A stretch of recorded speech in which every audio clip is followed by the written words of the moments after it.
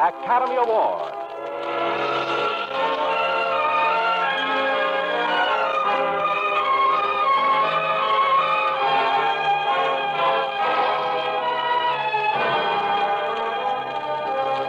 Every week, Squibb brings you Hollywood's finest. The great picture plays, the great actors and actresses, techniques and skills chosen from the honor roll of those who have won or been nominated for the famous Golden Oscar of the Academy of Motion Picture Arts and Sciences.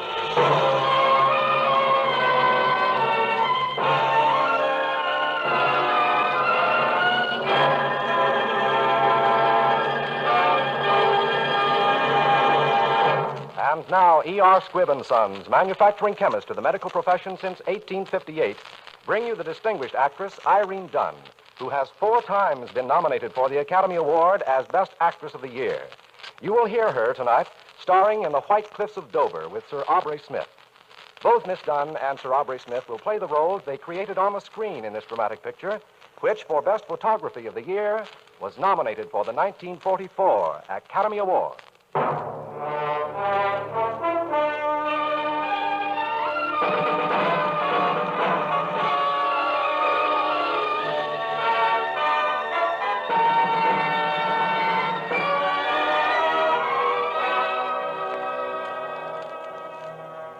I have loved England dearly and deeply since that first morning, shining and pure, the white cliffs of Dover I saw rising steeply out of the sea that once made her secure. I have loved England, and still as a stranger, here is my home, and I still am alone. Now in her hour of trial and danger, only the English are really her own. Susan, I'm so glad you're on duty. I wanted to talk to you. Please do, Colonel Orange. Have you heard from your son? He phoned to say his leave was canceled. I've heard nothing since. It's 5 days now. I'm terribly worried. Naturally. We've not heard from our boys either. Well, I suppose you were told to stand by for emergency? Yes. This is confidential, Susan. I've been notified by the General's aide to prepare for casualties within the next 24 hours. He anticipates a possible 5,000. So many. I suppose I mustn't ask questions. Your guess is as good as mine. Obviously a big show, and we have such a little hospital here. Invasion? Hardly. Raid on the French coast, possibly. On a big scale by the sound of it. Is that... Yes, I think so. They usually start at dawn.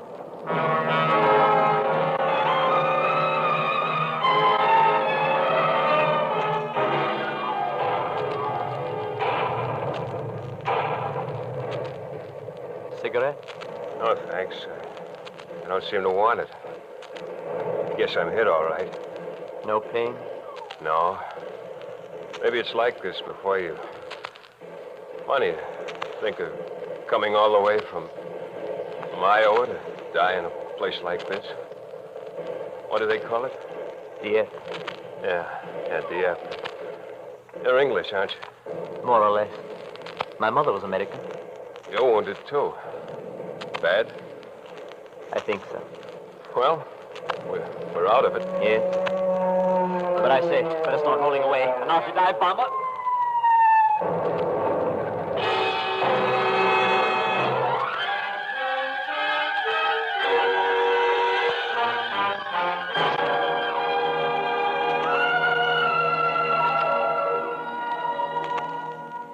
I have loved England dearly and deeply since that first morning, shining and pure, the white cliffs of Dover I saw rising steeply out of the seas that once made her secure. I had no thought then of husband or lover. I was a traveler, the guest of a week.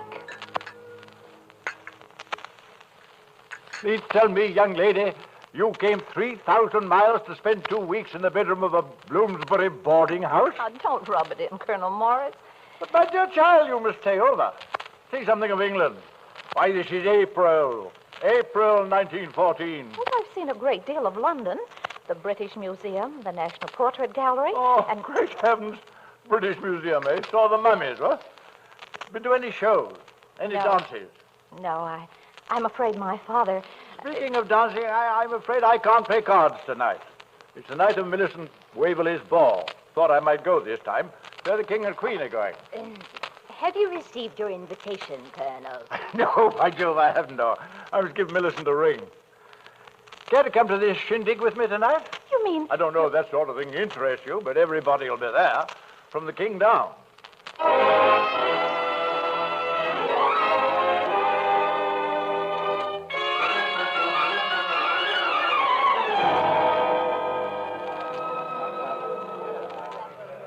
Why, Colonel, this is nice. You've been neglecting me. I haven't been in tail since your last, Millicent. This is Miss Susan Dunn of the United States, Duchess of Waverley. My dear, I'm so glad you could come. Oh, thank you. Nothing less would have brought this old bear out. See that he gets you some acceptable partner.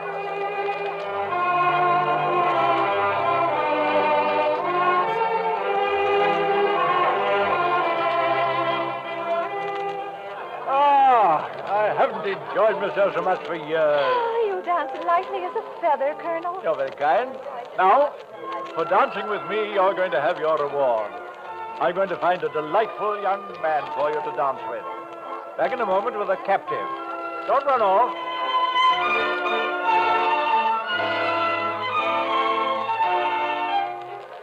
John Ashwood! Oh, well met. The very man I'm looking for. Glad to see you, sir.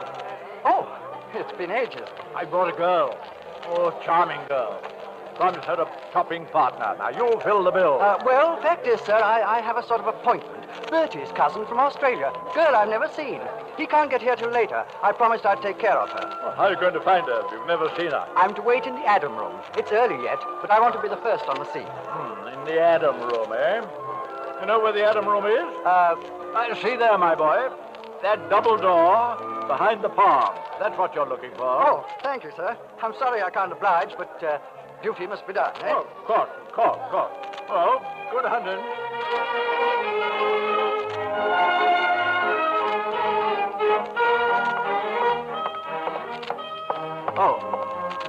Oh. Hello. You must be Bertie's cousin, Nancy. I'm John Ashwood. I hope I haven't kept you waiting. Well, no, not at all. I came early. I thought I'd be the first. It's awful to be hanging around when you don't know anyone. Yes, isn't it? Oh, I suppose the Colonel sent you. No, Bertie sent me. He told me to tell you that he'd be late. He's detained at the Foreign Office. The weekly crisis, I suppose. He said you were not to wait supper for him, but to try and behave as if I were he. Do you think you can? Well, yes, I'm sure, quite easily, but I'm I afraid... hear this is your first visit to England. Yes, it is. And you're not staying very long. No, indeed. No time at all. In fact... Oh, that's too bad. We must make the most of it, mustn't we? May I have the pleasure of this dance? Why, yes, I should love to.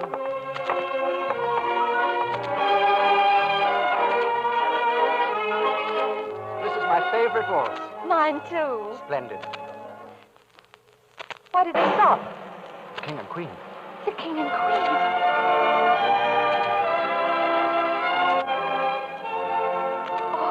Oh, what shall I do? Just curtsy. But I... Here they come.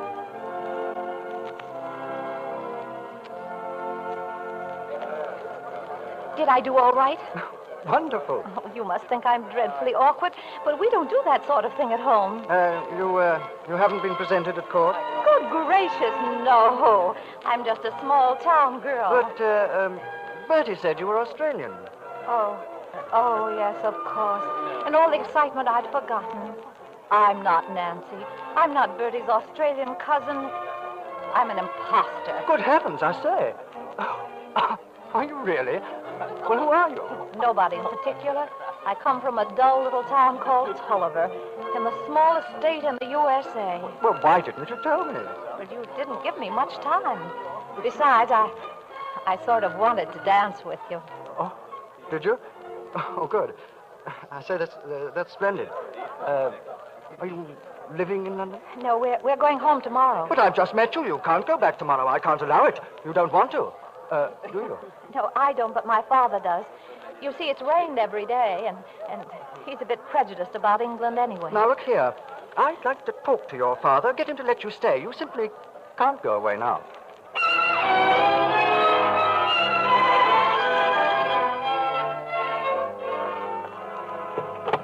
Good morning, Miss Dunn. Oh, dear. Good morning, sir. I know this is not an opportune moment, and I hope you'll forgive me. Father, this is Sir John Ashwood.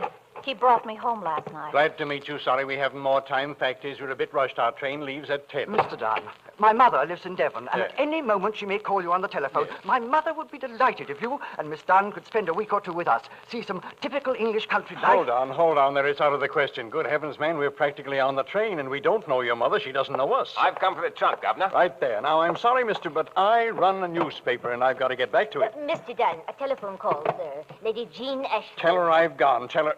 Susan, why do you stand there like a wooden Indian? Say something. Tell this obstinate young man that you can't go. Tell him you don't want to stay. But I do, Father. What? I want to very much. You see, Step sir... out of this. Your cab, sir. I'm holding the line, Mr. Dunn. And let me stay a week or so, Father. You go back alone. Well, of all the unfeeling... Just a few weeks, sir. I'll catch the next boat. We'll take care of her, sir. The I cab, promise. sir. The phone, Mr. Dunn. Holy mackerel. Hello, Dunn speaking. Hiram P. Dunn.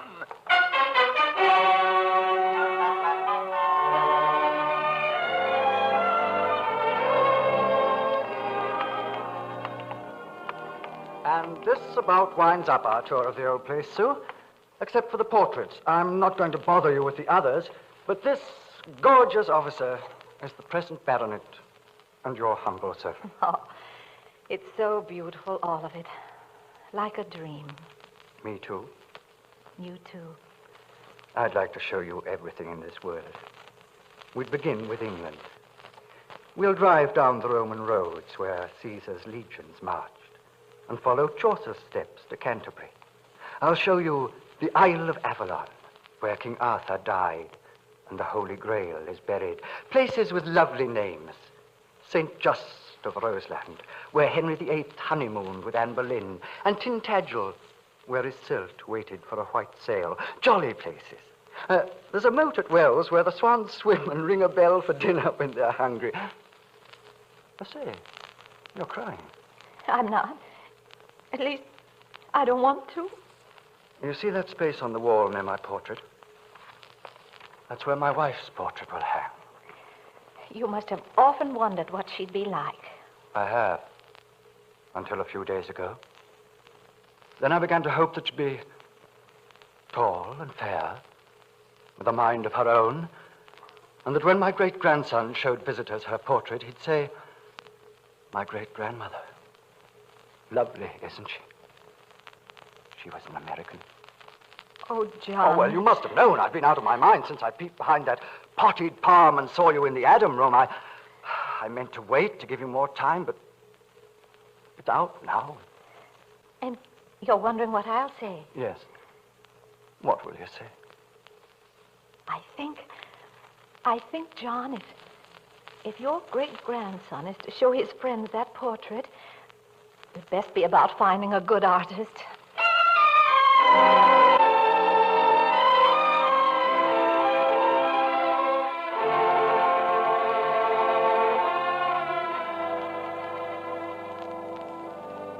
And the stars brighten and their eyes are clear to see God's image in their common clay.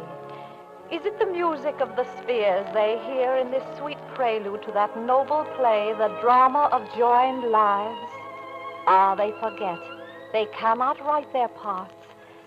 The bell has rung, the curtain rises, and the stage is set for tragedy. They were in love and young.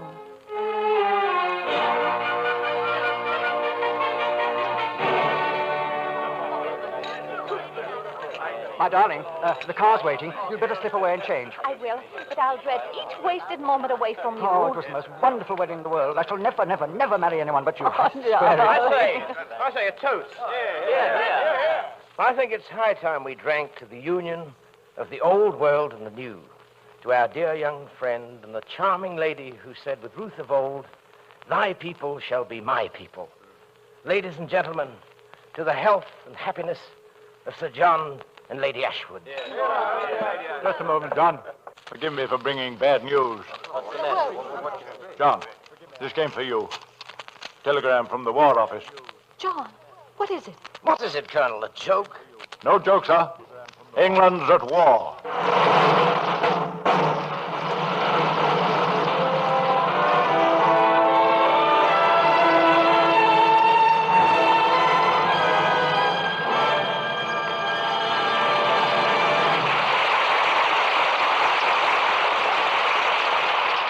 favorite time of the year for many of us is Indian summer. The September and October days when trees are flaming red and gold, when there's a rich fragrance of harvest in the air, when nights are so crisply cool, the crackle of an open fire is music to our ears. Autumn is more than a season. It's an exhilarating, refreshing experience. And in its own way, Squibb Dental Cream is like that. Not just another dentifrice, but a genuine delight to use. Refreshingly different. You'll like its pungent, fresh mint zest, its brisk, exhilarating action. And you'll appreciate how effectively the safe, soft, polishing agent in Squibb Dental Cream brings out the natural sparkle of your smile. All of these distinctive advantages of Squibb Dental Cream are assured by 223 scientific tests behind every tube. So brush your teeth with the modern dentifrice, the refreshing dentifrice. Ask for Squibb Dental Cream, one of the great family of Squibb products. Taste, feel, and see the refreshing difference. In a moment, we will continue with part 2 of The White Cliffs of Dover. But first, we would like to call your attention to another Metro-Goldwyn-Mayer picture, the Technicolor musical Holiday in Mexico, starring Walter Pidgeon, Jose Iturbe, Jane Powell, Ilona Maxey, and Xavier Cugat. Holiday in Mexico may currently be seen at your local theater.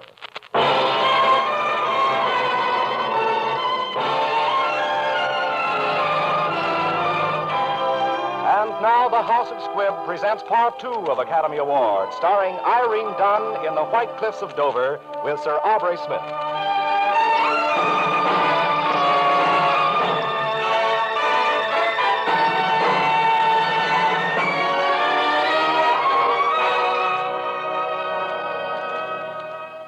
He got leave after months in the filthy trenches. My love sent for me, and I crossed the channel to meet him in the little French hotel at Dieppe.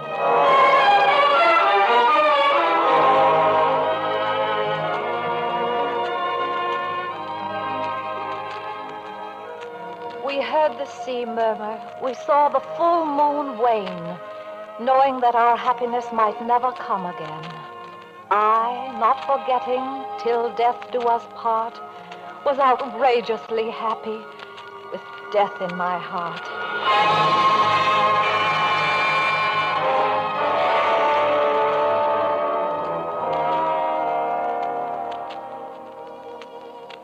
My love, to be here, I just don't have the words. We don't need words, John.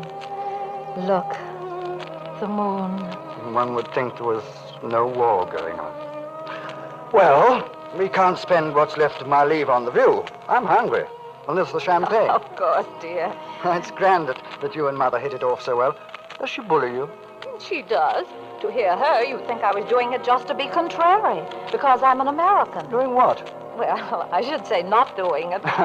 Not doing what? Well, John. Sue, you're blushing. Come to that, you look pretty pink yourself. I say, this wouldn't have anything to do with young Percy, would it? John, Percy. The eldest son's always called Percy, dear. Not my eldest. Our eldest. But I don't like the name Percy. Well, I don't like it very much myself. But the eldest son's always called Percy. Why? Tradition. My boy will be called after the man I love, his father, and his name will be John. I am sorry, monsieur, but you asked me to call if the message came. It has come. No. Oh, no, my darling. No, I won't let you go back. I won't. I won't let you go back and be murdered. You can't. Don't you see? Not now. Oh, my darling, darling. I don't want to leave paradise, but I have no choice. Come on, one more glass. One for the road back to hell.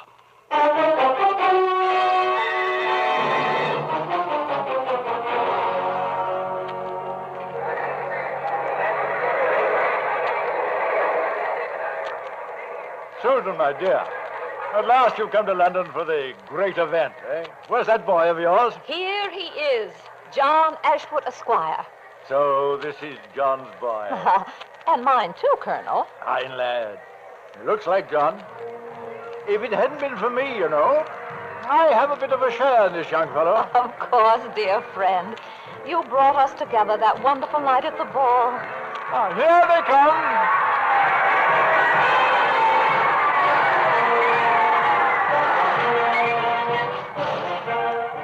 me lift Johnny up. Look, my child. Look, young man. Those are your mother's people. See how well they march. Your mother's people and yours, too. Because you're half a Yankee, you little Englishman, and I'm never going to let you forget it. Wave your hand, Johnny. Wave your hand.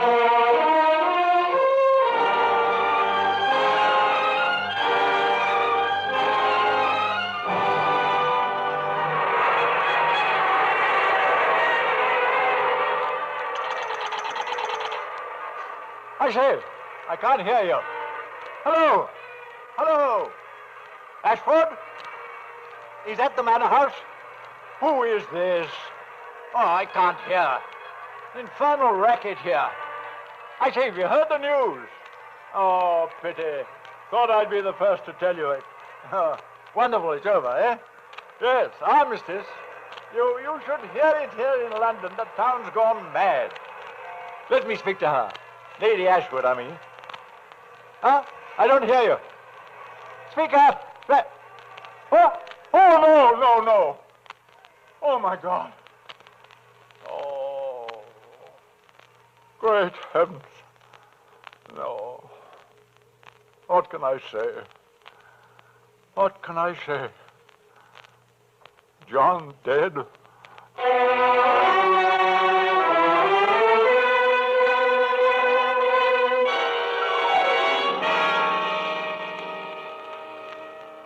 I do not remember the words that they said. Killed, Dewey, November. I knew John was dead. All done and over that day long ago. The white cliffs of Dover. Little did I know. Ah, look at the fat legs of him. I declare I never saw one grow so fast. Not yet a year old. Yes, he's fine and strong, my baby. He'll grow up tall and straight, and he'll go into the army. The eldest sons always go into the army. It's a family tradition. A tradition to die young in a country not your own. A tradition to die young for honor and glory.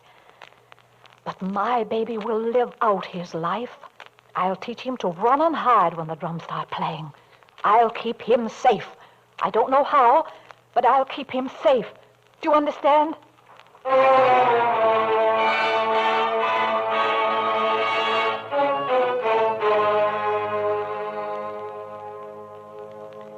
And then again, to see in anguish and in doubt, the lights of Europe falter and go out.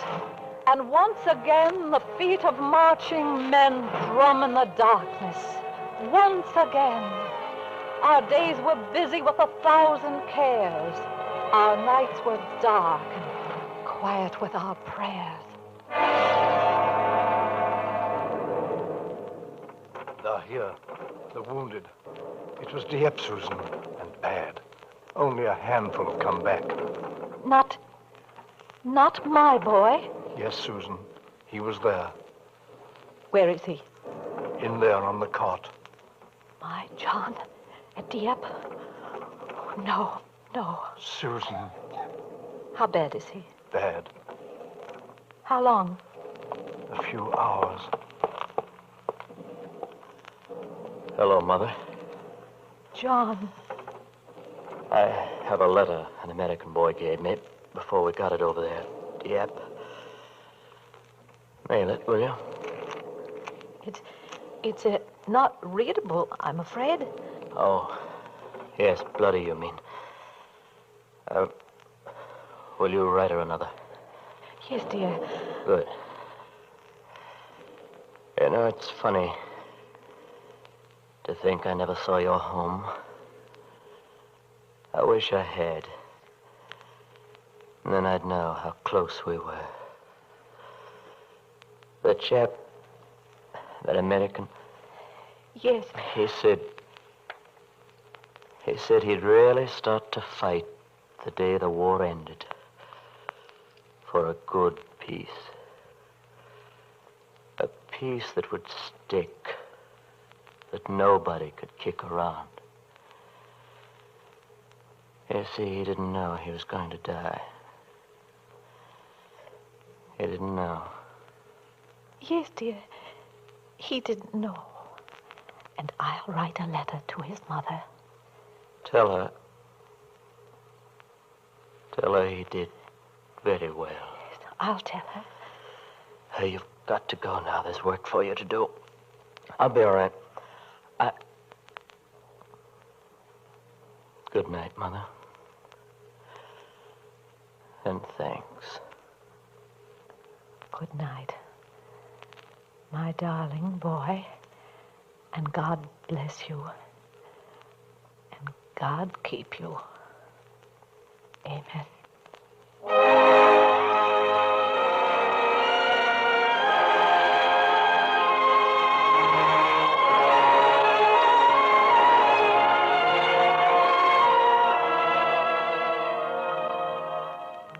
I have loved England dearly, and dearly too, husband and son. Now at the end, I know they would have me do what must still be done. I was American born and American bred from a hickory shore. We shall not turn away from the dead as we did before. We shall not turn away till the air is bright and the day is set. They had a dream like glory and morning light, and we have it yet.